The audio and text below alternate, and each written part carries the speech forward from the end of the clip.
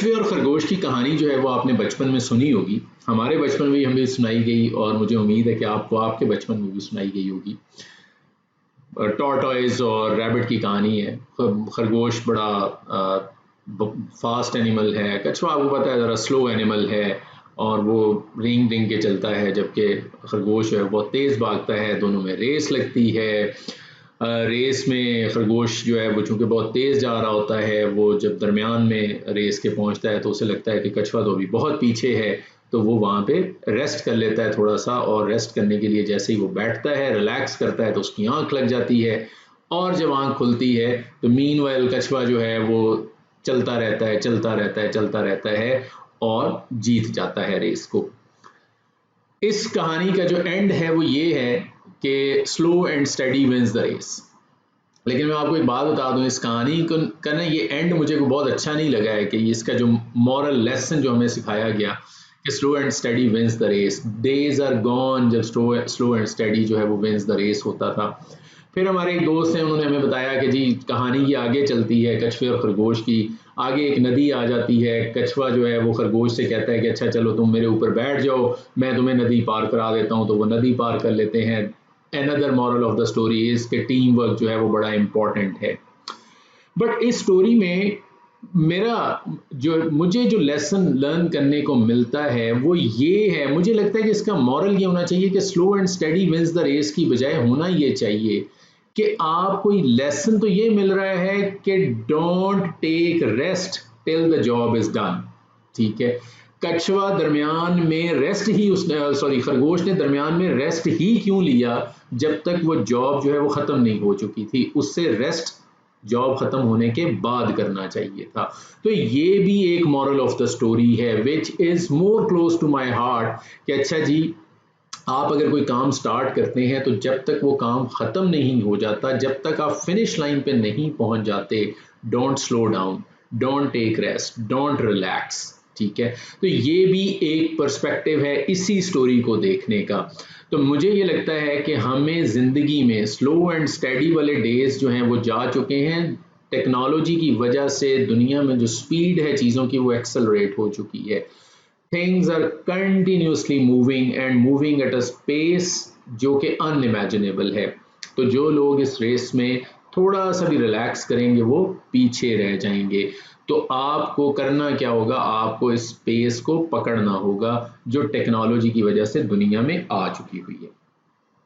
Anyhow, मेरा जो आज का टॉपिक है दैट इज सब क्लास 491 इन ऑस्ट्रेलियन इमिग्रेशन। सब क्लास 491 जो है इसमें दो स्ट्रीम्स हैं। सब क्लास 4 हमने लास्ट जो, अगर आपने मेरी वीडियो नहीं देखी तो देख लीजिएगा, अगर देखी है तो प्रॉबेबली यू नो कि ऑस्ट्रेलियन इमिग्रेशन के अंदर सब क्लासेस होती हैं। सब क्लास 189 को हम परमानेंट रेजिडेंस कहते हैं और फेडरल इमिग्रेशन कहते हैं, विच मीन्स कि आप ऑस्ट्रेलिया लैंड करें और आप जहां मर्जी चले जाएं। Whereas in comparison to that, there is another subclass which is called subclass 491. Again skilled immigration होती है, लेकिन ये रीजनल इमिग्रेशन होती है। इसमें क्या होता है कि आप रीजन में जाके रहते हैं, उस पर्टिकुलर रीजन जिस स्टेट ने आपको स्पॉन्सर किया होता है उसकी रीजन में जाके रहते हैं, या अगर वो पूरी की पूरी स्टेट अगर रीजन है तो आप उस पूरी स्टेट में कहीं पे भी रह सकते हैं। एग्जाम्पल उसकी ये है, आप अगर न्यू साउथ वेल्स के लिए अप्लाई करते हैं तो न्यू साउथ वेल्स में सिडनी जो है ये रीजन में नहीं आता। आप अगर विक्टोरिया अप्लाई कर रहे हैं तो विक्टोरिया में मेलबर्न जो है वो रीजन में नहीं आता। इनके जो रीजनल एरियाज हैं, सिडनी और मेलबर्न से may be 50 kilometre 70 kilometre away जो एरियाज हैं, वहां से रीजनल एरियाज जो है वो स्टार्ट हो जाते हैं। अगर आप उन एरियाज में जाना चाहते हैं, वहां पे काम करना चाहते हैं, तो आपके ऊपर सब क्लास जो है वो 491 अप्लाई होती है। अच्छा, सब क्लास 491 की आगे दो स्ट्रीम्स हैं। दो स्ट्रीम्स कौन कौन सी हैं? एक है जिसमें आपको स्टेट स्पॉन्सर करती है और दूसरी है जिसमें आपको, अगर आपका कोई फैमिली मेंबर जो है वो ऑस्ट्रेलिया में रहता है और वो रीजनल ऑस्ट्रेलिया में रहता है। ठीक है, देखिए ये जरूरी है क्योंकि the moment you will watch this video तो आपको लगेगा कि मैं एलिजिबल हूँ इसके लिए। मेरे तो रिलेटिव्स वहां पे रहते हैं, मेरे सिबलिंग्स रहते हैं, मेरे कजन रहते हैं, मेरे अंकल रहते हैं, मेरी आंट रहती हैं। नहीं, आपने ये भी देखना है कि क्या वो ऑस्ट्रेलिया के रीजनल एरिया में रहते हैं। If they are living in regional area तो वो आपको स्पॉन्सर कर सकते हैं। सब क्लास 491 में हमने देखा 189 में हमने देखा कि आप पॉइंट्स किन चीज़ों के क्लेम करते हैं, अपनी एज के, अपनी क्वालिफिकेशन के, अपने एक्सपीरियंस के और अपने आइल्स बैंड के। इसके अलावा अगर आप मैरिड हैं तो आप अपने स्पाउस के पॉइंट्स क्लेम कर सकते हैं, अगर आप वो वीडियो देखेंगे तो आपको आइडिया हो जाएगा। इसके अलावा ऑस्ट्रेलियन स्टडी के आप पॉइंट्स हैं वो क्लेम कर सकते हैं। लेकिन सब क्लास 491 में पॉइंट्स उतने ही पूरे करने हैं, कितने हैं? 65। 189 के लिए कितनी रिक्वायरमेंट है? 65। 491 के लिए कितनी रिक्वायरमेंट है? 65। लेकिन इस सब क्लास 491 के अंदर जो है वो आपको एक और चीज के पॉइंट्स भी मिलते हैं, और वो चीज क्या है? दैट इज 15 पॉइंट्स अगर आपको कोई स्पॉन्सर कर देता है आपका एलिजिबल रिलेटिव, या आपको स्टेट स्पॉन्सर कर देती है। So if you have on your own 50 points, तो आपको 15 पॉइंट्स कहां से मिल जाएंगे? सब क्लास 491 से मिल जाएंगे। और सब क्लास 491 जो है इसमें आपने 65 पॉइंट्स ही पूरे करने होते हैं। और नॉर्मली अगर आपको स्टेट जो है वो स्पॉन्सरशिप कर रही है तो स्टेट जो है वो आपको पॉइंट्स की रिक्वायरमेंट, ज़्यादा की रिक्वायरमेंट उनकी नहीं होती। उनका ये होता है कि आपके अपने 50 पॉइंट्स हैं, 15 आप उनसे क्लेम कर लें तो 65 पूरे हो जाते हैं। अच्छा, अब आगे इसी चीज़ को अगर मैं आगे थोड़ा सा और समझाऊं आपको कि ये तो आपने था कि आपने सब क्लास 491 स्टेट स्पॉन्सरशिप के लिए अप्लाई करते हैं, तो ये पॉसिबिलिटी है। लेकिन इसके साथ साथ अगर आपके कोई रिलेटिव्स, एलिजिबल रिलेटिव वहाँ पे रहते हैं, एलिजिबल रिलेटिव कौन है? आपके सिबलिंग्स हैं, आपके बहन भाई हैं, आपके पेरेंट्स हैं, आपके अंकल आंटी हैं, आपके कोई कज़न वहाँ पे रहते हैं, ये सारे आपके एलिजिबल रिलेटिव्स हैं जो आपको स्पॉन्सर कर सकते हैं। इसके लिए जो है वो राउंड रन होता है क्वार्टरली बेसिस के ऊपर। पहले ऑस्ट्रेलिया के अंदर मंथली बेसिस के ऊपर जो है वो राउंड रन होता था, अब ऑस्ट्रेलिया में क्वार्टरली बेसिस के ऊपर जो है वो राउंड रन होता है। जब से कोविड आया तो क्वार्टरली हो गया, तो लेकिन कोविड की सिचुएशन चूंकि हमें लग रहा है कि अब तो आपको पता है कि आई डोंट नो वेदर आपको ये न्यूज़ जो है वो आपके साथ हमने शेयर की कि नहीं, कि पहले हमने आपके साथ शेयर किया था कि New South Wales is opening its border from November. Now Victorian government also has announced कि they are going to open up their borders for fully vaccinated people. कोई क्वारंटीन की रिक्वायरमेंट नहीं है and they are good to international travel जो है they are good to come to New South Wales और Victoria. तो life लग रहा है कि थोड़ी बेहतर होती जा रही है, और हम एक्सपेक्ट कर रहे हैं चूंकि जो फ्राइडे को न्यूज़ थी जब विक्टोरियन गवर्नमेंट ने जो है वो अनाउंसमेंट दी कि हम बॉर्डर्स ओपन करने जा रहे हैं नवंबर से, तो साथ ही जो ऑस्ट्रेलियन चेंबर ऑफ कॉमर्स है उनके जो प्रीमियर हैं उनकी स्टेटमेंट थी कि वी होप कि अब ऑस्ट्रेलिया जो है वो गेयर अप करेगा इमिग्रेशन को, और जो स्किल लेबर की शॉर्टेज हो गई है ड्यूरिंग दिस कोविड पीरियड, क्योंकि वो इंटरनेशनल जो स्किल्ड वर्कर्स हैं, जो ऑफशोर लोग थे, उनको वो नहीं ले रहे थे, स्पेशली अंडर सब क्लास 491 या टेम्प्रेरी वीज़ास के अंडर उनको बॉर्डर जो है वो बंद थे और वो नहीं आ पा रहे थे। तो इस वजह से ऑस्ट्रेलिया में शदीद शॉर्टेज है लेबर की, स्किल्ड लेबर की। तो वी होप कि चीज़ें जो हैं वो स्किल्ड इमिग्रेशन जो है वो गेयर अप भी होगी। तो अब उसमें जब आपके जो आपके रिलेटिव हैं वो आपको स्पॉन्सर करते हैं, तो फिर आप पूल में जाएंगे, आप अपना एक्सप्रेशन ऑफ इंटरेस्ट सबमिट करेंगे, आप पूल में जाएंगे और वहाँ पे आप जो है वो सिलेक्ट होंगे। पॉइंट्स किन चीज़ों के आप क्लेम करते हैं? लेट्स सपोज अगर हम एक हाइपोथेटिकल बात करें जिसमें हम ये ज्यूम करते हैं, फिर मैं आपको सामने आपके सामने ये मेरी बैकग्राउंड पे आप देख रहे हैं कि जो ऑस्ट्रेलियन गवर्नमेंट की वेबसाइट है 491 वीज़ा की, इसके बारे में हम डिटेल में बात करेंगे। अच्छा, इसमें क्लेम पॉइंट्स किन चीज़ों के आप, लेट्स सपोज हाइपोथेटिकली अगर बात करें, if your age is below 33, तो आप कितने पॉइंट्स क्लेम कर रहे हैं? 30।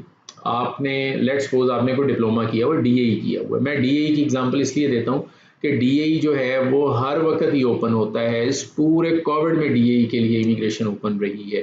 तो अगर आपने डीएई किया हुआ है 10 पॉइंट्स आपको उसके मिल गए, 30 + 10 40, ठीक है। अब 50 पूरे करने हैं। 50 पूरे करने के लिए क्या है, अगर आपकी एज जो है वो 33 से बिलो है, इट मीन्स आपके पास 8 साल का एक्सपीरियंस है, क्योंकि डीएई किस एज में हो जाता है? 16 में मैट्रिक हो जाता है और डीएई का 3 साल में डीएई हो जाता है। तो 19 की एज में आपका डीएई कंप्लीट हो जाता है और आप वर्किंग स्टार्ट कर देते हैं। 16 + 3 19 और आपकी एज अगर 33 से बिलो है तो इसका मतलब आपके पास एक्सपीरियंस 8 साल का है।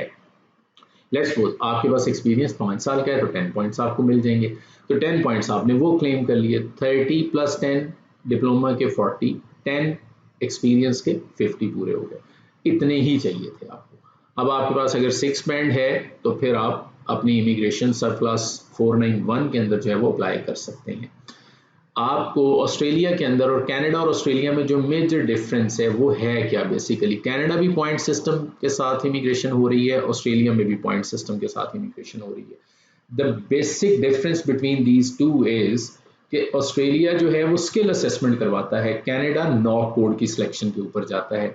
वो खुद डिसाइड कर लेते हैं कि आपका, अगर आपके पास आपका नॉक कोड, आपकी क्वालिफिकेशन, आपका एक्सपीरियंस मैच करते हैं तो आपको वो इमिग्रेशन दे देते हैं। लेकिन ऑस्ट्रेलिया कहता है कि भाई आपके पास एक क्वालिफिकेशन है, आपके पास एक एक्सपीरियंस है और उसके अगेंस्ट आपने ANZ-SCO कोड सेलेक्ट किया जो कि बेसिकली आपका ऑक्यूपेशन बनता है। क्या आपकी क्वालिफिकेशन एक्सपीरियंस उससे रेलेवेंट है, इसके लिए आप उसकी डिफरेंट असेसिंग बॉडीज हैं, ठीक है, जिस तरह इंजीनियर्स ऑस्ट्रेलिया है, ऑस्ट्रेलियन कंप्यूटर सोसाइटी है, ट्रेड रिकग्निशन ऑस्ट्रेलिया है, MBAs वगैरह के लिए वेट असेस है। आप उनके पास जाएं और उनसे अपनी स्किल असेसमेंट कराएं और वो स्किल असेसमेंट जो है वो अगर पॉजिटिव आ जाती है तो फिर आप हमें अप्लाई कर सकते हैं। इसी चीज़ को अगर हम इसमें देखें आके, तो हमने देखा कि जी बी इनवाइटेड टू अप्लाई, मैंने आपको क्या बताया था कि भाई आपको आपका जो एलिजिबल रिलेटिव है वो हो या आपको स्टेट गवर्नमेंट जो है स्टेट स्पॉन्सरशिप जो है वो आपके पास हो। बी नॉमिनेटेड और स्पॉन्सर्ड, वही बात हो गई। नॉमिनेटेड बाय ऑस्ट्रेलियन स्टेट और टेरिटरी एजेंसी, आपको न्यू साउथ वेल्स नॉमिनेट कर दे, आपको नॉर्दर्न टेरिटरी नॉमिनेट कर दे। ये ऑस्ट्रेलिया की डिफरेंट स्टेट्स और टेरिटरीज के नाम लिखे हुए। क्वींसलैंड हो सकता है, साउथ ऑस्ट्रेलिया हो सकता है, तस्मेनिया हो सकता है, विक्टोरिया हो सकता है, वेस्टर्न ऑस्ट्रेलिया हो सकता है, नॉर्दर्न टेरिटरी हो सकती है। Sponsored by N eligible relative, eligible relative कौन कौन हो सकते हैं, पेरेंट हो सकते हैं, चाइल्ड और स्टेप चाइल्ड हो सकते हैं, brother sister, aunt uncle, nephew niece, grandparents, first cousin, ये सारे जो हैं वो एलिजिबल रिलेटिव हैं। B this age, Australian immigration में एज की रिक्वायरमेंट क्या है कि आपकी एज जो है वो 40 से बिलो होनी चाहिए। तो आपकी एज अगर 40 से बिलो भी होनी चाहिए और आपके पास जो है वो सूटेबल स्किल असेसमेंट होनी चाहिए, ठीक है। Be able to score 65 points और मोर। अच्छा, अब मैंने जब हाइपोथेटिकल बात की, लेट्स सपोज आपके पास एक्सपीरियंस जो आप कहते हैं कि जी मैंने DA किया है, मेरी एज जो है वो 25 है, मेरा एक्सपीरियंस जो है वो सिर्फ 3 साल का है और मैंने डिप्लोमा किया हुआ है। अब आपके पास एज के पॉइंट्स आ गए 30, आपके पास डिप्लोमा के पॉइंट्स आ गए 10, आपके पास एक्सपीरियंस के पॉइंट्स आ गए 5। अब इसका मतलब ये है कि आप सिंगल भी होंगे। अगर आप सिंगल हैं तो सिंगल के 10 पॉइंट्स आपको मिल जाएंगे, तो आपके पॉइंट्स कितने हो गए 55। 15 आपको जो है वो स्टेट स्पॉन्सरशिप के मिल गए, तो आपके पॉइंट्स कितने हो गए 70 हो गए। आपने पूरे कितने करने थे 65। इट मीन्स अगर आपके पास DA के केस में मिनिमम चूंकि 3 इयर्स का वर्क एक्सपीरियंस जो है वो रिक्वायर्ड है, वो होना चाहिए। अगर आप वेट एसएस के पास जा रहे हैं तो आपके पास रेलेवेंट क्वालिफिकेशन के साथ 1 ईयर एक्सपीरियंस चाहिए। अगर आप इंजीनियर्स ऑस्ट्रेलिया के पास जा रहे हैं तो आपको एक्सपीरियंस की एज सच कोई रिक्वायरमेंट नहीं है। अगर आप जा रहे हैं ऑस्ट्रेलियन कंप्यूटर सोसाइटी के पास तो मिनिमम आपको 2 इयर्स एक्सपीरियंस की रिक्वायरमेंट है। तो अगर आपके पास एक्सपीरियंस के पॉइंट्स नहीं भी हैं, आपके पास 30 पॉइंट्स एज के हैं, 10 क्वालिफिकेशन के हैं और 10 आपके सिंगल होने के हैं, तो 50 पूरे हो गए। अब अगर हम बात करें, अगर आपने कोई ग्रेजुएशन की हुई है, आपने अंडर ग्रेड किया हुआ है कि 16 ईयर्स आपके पास एजुकेशन है, 30 पॉइंट्स एज के हो गए, 15 क्वालिफिकेशन के हो गए, 10 सिंगल होने के हो गए, अगर मैरिड हैं, ठीक है, तो 10 आप अपने स्पाउस के क्लेम कर सकते हैं। वो मैंने पूरा सब क्लास 189 में बताया था कि कैसे आप क्लेम कर सकते हैं। आइट्स बैंड की रिक्वायरमेंट क्या हो गई आपकी 6 ईच हो गई। तो जो DA वगैरह हैं उनको तो हर स्टेट जो है वो 6 बैंड के साथ ले रही है, लेकिन जिन लोगों के पास MBA या बाकी कोई क्वालिफिकेशन है उनके हर इंडिविजुअल ऑक्यूपेशन के लिए रिक्वायरमेंट जो है वो डिफरेंट है। साउथ ऑस्ट्रेलिया ने सब क्लास 491 ओपन की थी पिछले दिनों, उसके ऊपर मैंने पूरी वीडियो भी बनाई और 70 ऑक्यूपेशंस जो हैं उनमें साउथ ऑस्ट्रेलिया ने जो है वो आपको अलाउ किया कि आप इन 70 ऑक्यूपेशंस में हमें अप्लाई कर सकते हैं। इसी तरह और जो ऑन शोर एप्लीकेंट्स हैं, न्यू साउथ वेल्स ने सब क्लास 491 ओपन की हुई है और वो ये कह रहे हैं कि अगर आप ऑन शोर हैं तो आप हमें अप्लाई कर सकते हैं। वी होप कि आने वाले दिनों में ऑफ शोर एप्लीकेंट्स जो हैं उनके लिए भी इमिग्रेशन जो है वो स्टार्ट हो जाएगी और डिफरेंट जो स्टेट्स हैं वो अपनी इमिग्रेशन जो है 491 में या 190 में ओपन कर देंगे। अच्छा जी, इसके बाद आपके पास इंग्लिश लैंग्वेज की रिक्वायरमेंट तो मैंने आपको बता दिया। अगर आपने DA किया हुआ है तो 6 बैंड इन ईच मॉड्यूल चाहिए, लेकिन अगर आपके पास कोई और क्वालिफिकेशन है तो फिर आप जिस स्टेट को अप्लाई कर रहे हैं उसमें आपने देखना होगा कि वहाँ पे अगर स्टेट के पास जा रहे हैं तो मे बी आपको 7 या 8 बैंड की रिक्वायरमेंट हो। अगर आपके पास 7 ईच है तो 10 पॉइंट्स हैं, अगर 8 ईच है तो 20 पॉइंट्स हैं। लेकिन अगर आप फैमिली स्पॉन्सरशिप में जा रहे हैं तो आपको 6 बैंड ही चाहिए, 6 बैंड से ज़्यादा आपको बैंड रिक्वायर्ड नहीं है। उसके अलावा आपने क्या करना है, आपने उनकी हेल्थ रिक्वायरमेंट को मीट करना है, आपने उनके करेक्टर की रिक्वायरमेंट को मीट करना है, और आपके अगर ऊपर कोई जो है वो ऑस्ट्रेलियन गवर्नमेंट का कोई डेट है तो आपने वो पे करना है, और ऑस्ट्रेलिया का वैल्यू स्टेटमेंट आपने साइन करना है। आपका कोई प्रीवियस वीज़ा ऐसा नहीं होना चाहिए जिसके बाद आपके ऊपर रेस्ट्रिक्शन लग गई हो। अगर नॉर्मल कोई विजिट वीज़ा वगैरह आपने अप्लाई किया था, स्टूडेंट वीज़ा अप्लाई किया था और वो रिजेक्ट हो गया, तो उसके आपकी एप्लीकेशन के ऊपर जो है वो कोई इम्पैक्ट नहीं है। अच्छा जी, स्केल्ड ऑक्यूपेशन लिस्ट जो है ये ये ऑस्ट्रेलियन गवर्नमेंट की वेबसाइट है, यहाँ पे आप आके देख सकते हैं। ये लाजमी आपने चेक करना है कि जो आपका ऑक्यूपेशन है क्या वो 491 की फैमिली स्ट्रीम में फॉल करता है या 491 की स्टेट स्पॉन्सरशिप स्ट्रीम में फॉल करता है। ये दोनों अलग अलग स्ट्रीम्स हैं, डोंट मिक्स देम अप, ठीक है। तो ये आपने चेक करना है। आप ये चेक करेंगे अपने ऑक्यूपेशन लिस्ट, मैंने आपके सामने, मैं आपको सिर्फ एक दिखा देता हूँ। अकोमोडेशन एंड हॉस्पिटैलिटी मैनेजर्स सब क्लास 190 में अवेलेबल है, 407 में अवेलेबल है, 489 में अवेलेबल है, 482 में अवेलेबल है, 187 में अवेलेबल है, 491 में अवेलेबल है। लेकिन आगे देखें 491 में अवेलेबल है, तो अगर इसको पूरे को पढ़े तो skilled work regional provisional visa state और टेरिटरी नॉमिनेशन ओनली। ये अब आपको ऑक्यूपेशन समझ आया कि अब ये ऑक्यूपेशन जो है ये रिलेटिव वाली जो फैमिली स्ट्रीम है उसके लिए ये ऑक्यूपेशन जो है वो अवेलेबल नहीं है। तो आपने जब अपना ऑक्यूपेशन देखना है तो सिर्फ 491 वीज़ा को नहीं देखना, आपने ये भी देखना है कि ये 491 वीज़ा में कौन से स्पॉन्सरशिप के लिए एलिजिबल है।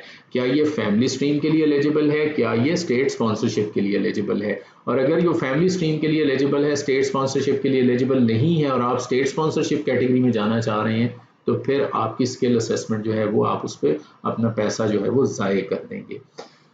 अच्छा, अपॉर्चुनिटी जो है वो एज आई डिस्कस्ड कि opportunities are going to open up. बहुत सारी आपको अपॉर्चुनिटीज़ मिलेंगी जिसके अंदर जो है वो आपकी इमिग्रेशन की पॉसिबिलिटी निकलेगी ऑस्ट्रेलिया के अंदर।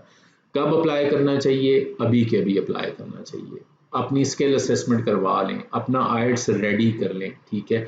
आइट्स रेडी से मुराद ये नहीं है कि उसकी प्रिपरेशन कर लें, आइट्स रेडी से मुराद ये है कि आइट्स का एग्ज़ाम जो है वो दे दें और आपके पास आइट्स के टेस्ट का रिजल्ट होना चाहिए। रेस्ट कब करना है, जब तक आपका काम नहीं हो जाता तब तक रेस्ट नहीं करना। इसीलिए मैंने शुरू में स्टोरी जो है वो आपके साथ शेयर की थी। ऑफ कोर्स इसके अंदर रिस्क है, आपकी स्किल असेसमेंट पॉजिटिव आनी चाहिए। अगर आप अपनी डॉक्यूमेंटेशन प्रॉपर नहीं करेंगे, अगर आप वेट असेस के पास जा रहे हैं, आप इंटरव्यू प्रॉपर नहीं देंगे, तो आपकी स्किल असेसमेंट के चांसेस जो है नेगेटिव आने के बहुत हाई हो जाएंगे, ठीक है। तो कोशिश ये करनी है कि आपके पास सारी इंफॉर्मेशन हो, सारा नॉलेज हो, आप प्रॉपर तैयारी करके अगर ये सारा कुछ करेंगे तो डेफिनेटली आपकी स्किल असेसमेंट पॉजिटिव आएगी। जैसे ही स्टेट की स्पॉन्सरशिप्स ओपन हों, क्योंकि ज़िंदगी इसी तरह से नहीं चलनी है, ज़िंदगी ने नॉर्मलाइज होना ही होना है, ठीक है। तो अगले 2, 4, 5 महीनों में मे बी ज़िंदगी जो है वो बैक टू नॉर्मेलिटी हो जाए, तो आपको अपॉर्चुनिटी मिल जाएगी। लेकिन मैं अपनी हमेशा हर वीडियो में कहता हूँ कि जब अपॉर्चुनिटी आपके डोर पे नॉक करे तो you need to open the door. You can't tell the opportunity to please come back again, I am getting ready, ठीक है। That is a killer, don't do this. Yes, life is a risky business, risk लेना पड़ेगा। Risk किस चीज़ का है, सबसे ज़्यादा जो कंसिडरेशन होती है हमारे जो डेवलपिंग कंट्रीज हैं उनमें रिस्क की सबसे ज़्यादा जो कैलकुलेशन होती है वो फाइनेंशियल रिस्क की होती है कि अच्छा जी पैसे कितने लग जाएंगे। देखें, लेकिन इमिग्रेशन आप ही की होनी है, अगर अपॉर्चुनिटी मिलेगी तो आपको ही मिलेगी। आप अगर आप एज आपकी 33 या 35 या 38 हो चुकी है और आप ये वाला फाइनेंशियल रिस्क नहीं ले सकते, तो मेरी एडवाइस ये है आपको कि जो भी करते हैं उसे छोड़ दें, कुछ और करना शुरू कर दें। Because life is like a movie, movie का पहला पार्ट खत्म हो चुका है, 9 इंटरवल है और इंटरवल के बाद नेक्स्ट पार्ट शुरू होना है। अगर हम पहले, और मूवी खत्म हो जानी है, लाइफ इज लाइक दैट भाई। 70 साल 67 ईयर्स लाइफ एक्सपेक्टेंसी है पाकिस्तान के अंदर, 70 हो जाएगी, 80 हो जाएगी, तो अगर आप 30 प्लस हो चुके हुए हैं तो almost you are done with half of your life, ठीक है। आखिरी 10-15 साल जो है वो तो वैसे ही इंसान जो है बहुत ज़्यादा उसके पास इतना वो नहीं होती कैपेबिलिटीज़ या पोटेंशियल उतना नहीं रह जाता, तो इसलिए रिस्क लेना चाहिए, कैलकुलेटेड होना चाहिए। मैं ये नहीं कहता कि जस्ट गो फॉर इट, आप टेक द प्लान, आप छलांग मार दें बगैर सोचे समझे, नहीं, रिस्क कैलकुलेटेड लें, ठीक है। आपने जो रिस्क लेना है, मैंने जो मूवी की बात की कि अगर हम पहले जो पोर्शन है मूवी का, ठीक है, पहले फर्स्ट पार्ट में हम आप जो जो हमारा इंटरवल चल रहा है, इंटरवल से पहले के पोर्शन में अगर हम कुछ बहुत अच्छा नहीं कर सके ज़िंदगी के अंदर, तो द टाइम हैज़ कम कि हमारा इंटरवल चल रहा है तो हम अगले पार्ट बी को बेहतर कर लें। मूवी का इंटरवल ख़त्म हो तो अगली मूवी बहुत अच्छी चले, हम उसको तो बेहतर कर सकते हैं। और उसके लिए क्या करना पड़ेगा, आपको कोशिश करनी पड़ेगी। रेस्ट कब करना है, जब आपकी जॉब जो है वो ख़त्म हो जाए, जो भी आपका ड्रीम है जब तक वो अचीव नहीं हो जाता, don't take rest, otherwise people will cross you, लोग आपसे आगे निकल जाएंगे, ठीक है। और मोस्टली लोग जो कंप्लेनिंग मोड में होते हैं ज़िंदगी के अंदर, वो यही रीज़न होती है कि उन्होंने रेस्ट किया, उन्होंने फोकस नहीं किया, उन्होंने अपने स्किल को इम्प्रूव नहीं किया, उनके पास विल नहीं थी और वो पीछे रह गए और उनके साथ वाले लोग उनसे आगे निकल गए। I don't want this thing to happen with you, ठीक है। तो मेरा मकसद एक तो ये है कि आपको इमिग्रेशन के बारे में बता दूं, लेकिन ये जो मैं आपको एग्जांपल्स देता हूँ, जो मैं आपको बातें बताता हूँ, they are applicable in every walk of life. आप इमिग्रेशन करना चाहते हैं या नहीं करना चाहते, जिंदगी में रेस्ट नहीं करना जब तक काम खत्म ना हो जाए, ठीक है। और आपको एक और बात बता दूं, अगर आपकी अभी की ज़िंदगी जो है वो बहुत इजी है तो आप कंफर्ट जोन में हैं, आने वाली ज़िंदगी बहुत मुश्किल होने जा रही है फिर आपके लिए। अगर आपकी अभी की ज़िंदगी मुश्किल है तो आने वाली ज़िंदगी बहुत आसान होने जा रही है, ठीक है। कंफर्ट जोन को छोड़ें, कंफर्ट जोन में से बाहर निकले। Thank you very much for watching this video. इंशाल्लाह अगली वीडियो में किसी नए टॉपिक के साथ आपके पास दोबारा आऊँगा और आपके साथ बात करेंगे उस नए टॉपिक के ऊपर, इमिग्रेशन का हो या अमेजोन का हो या क्रिप्टो करेंसी का हो या ट्रेडिंग का हो, इनमें से किसी एक टॉपिक के ऊपर जो डेफिनेटली आपसे बात करेंगे। अगर वीडियो अच्छी लगी हो तो हमेशा की तरह प्लीज़ इसको लाइक कर लीजिएगा, अगर आप यूट्यूब पे देख रहे हैं तो इसको सब्सक्राइब कर लीजिएगा, और अगर आप लिंक्डइन के ऊपर देख रहे हैं या इंस्टाग्राम के ऊपर देख रहे हैं तो लाइक कर दीजिएगा। Thank you very much for watching.